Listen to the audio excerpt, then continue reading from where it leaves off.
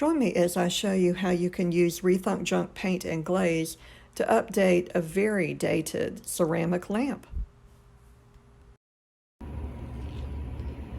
Wanted to show you my latest Goodwill find here. It's probably about the ugliest lamp I have ever encountered.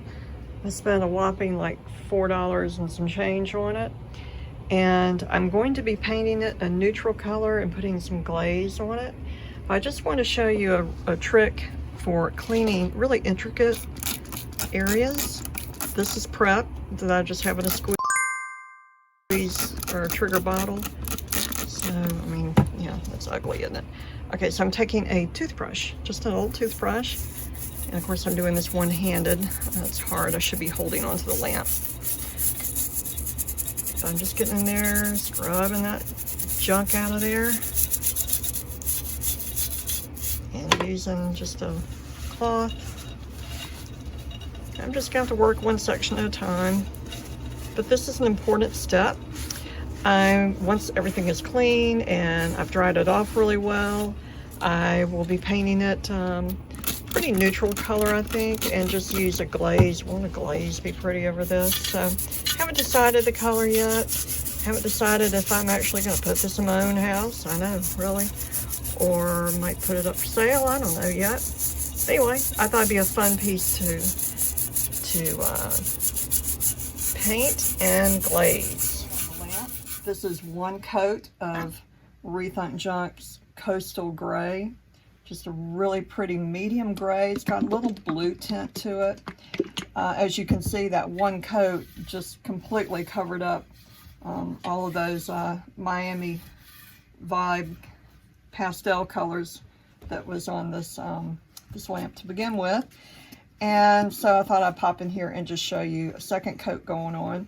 Now, I really don't want to put a really thick coat on. It's not necessary, but I do have some spots where I didn't quite cover. And of course, this area right here. The lamp also will be rewired. You can get kits at your local hardware store. It's relatively easy to do. And I think would just be much safer in the long run than to keep an old plug. When it has a white cord like that, I tend to say, okay, let's replace. So it's going to go on really quickly, and my plan is to glaze or do some sort of technique after all this is dried again to kind of just highlight this. And my thought process for the color was I'll probably end up with a white lampshade. And, you know, everybody's using, well, not everybody, but the color scheme these days is gray. So I'm assuming it would go against a gray wall of some shade. So I wanted to do a darker gray, but I want to put a little white glaze over it to kind of tie into the lampshade and also to give this a little bit of interest. So that's the plan. But here is second coat going on. I'm not putting a lot on my brush, and that's just because I'm really just kind of covering the area that didn't get covered very well the first coat. This will go on very quickly and dry really quickly, and then I can go ahead and do my glaze.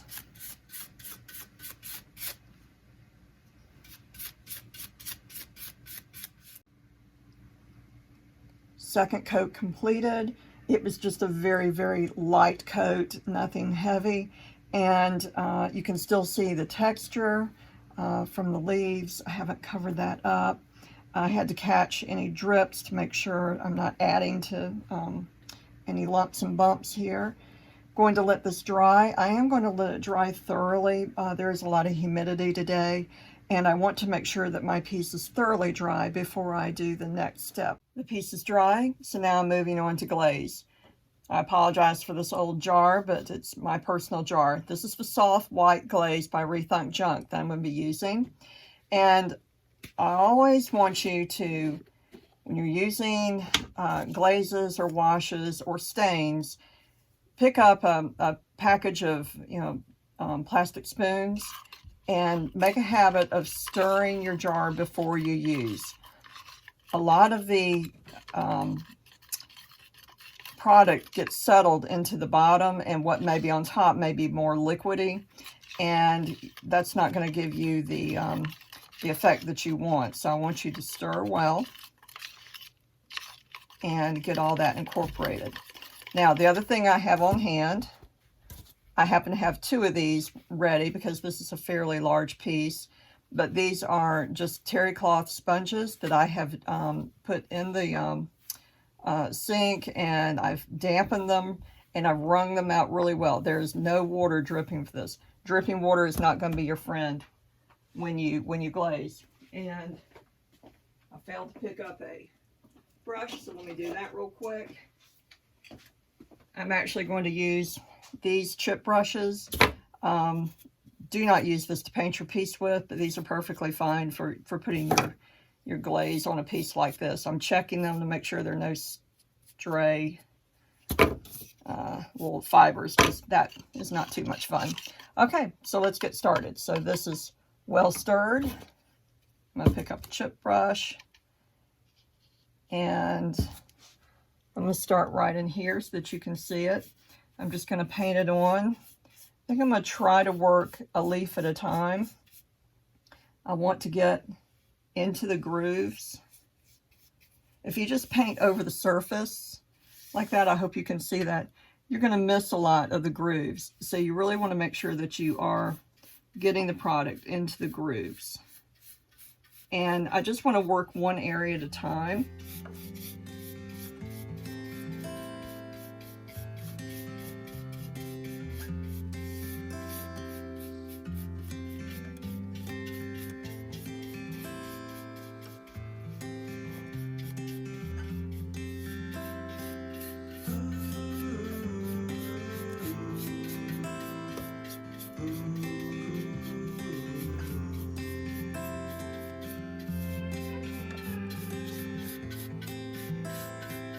Stop right about there. Now you don't have a huge window of time. You have some.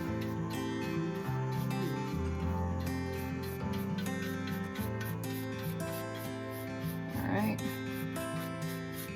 Putting this down, picking up this. Now, sponges typically will have 3 sides that are seamed. I'm starting with the smooth side, and I'm just going to lightly, to begin with, pull back off some of that glaze, flipping my piece over, because the sponge is picking up some of the glaze and it will just deposit it back on your piece. You get a feel for it as you're working with it. Now, my goal is to, for the glaze to highlight, but I really don't want it puddled. So now I'm switching over to my threaded side, my seam side. And I'm kind of using that to get in some of these more intricate areas.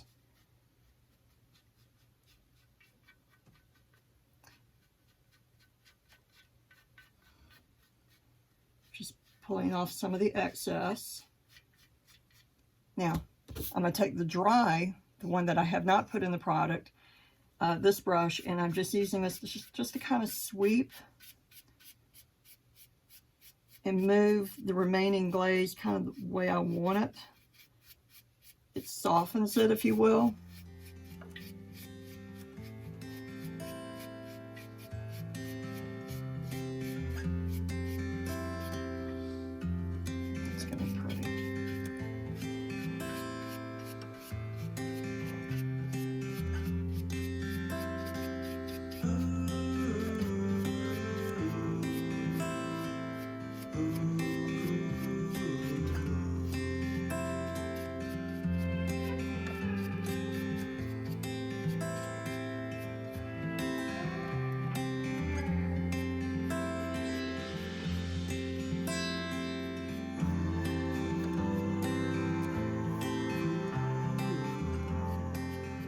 If you notice, I'm not going this way. I'm actually moving with the grain of the piece I'm working on, and this would be true of the furniture as well.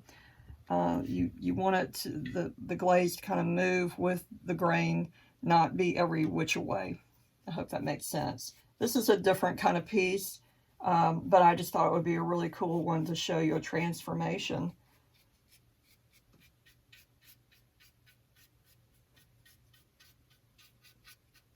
All right, one leaf done. We can move on to the others.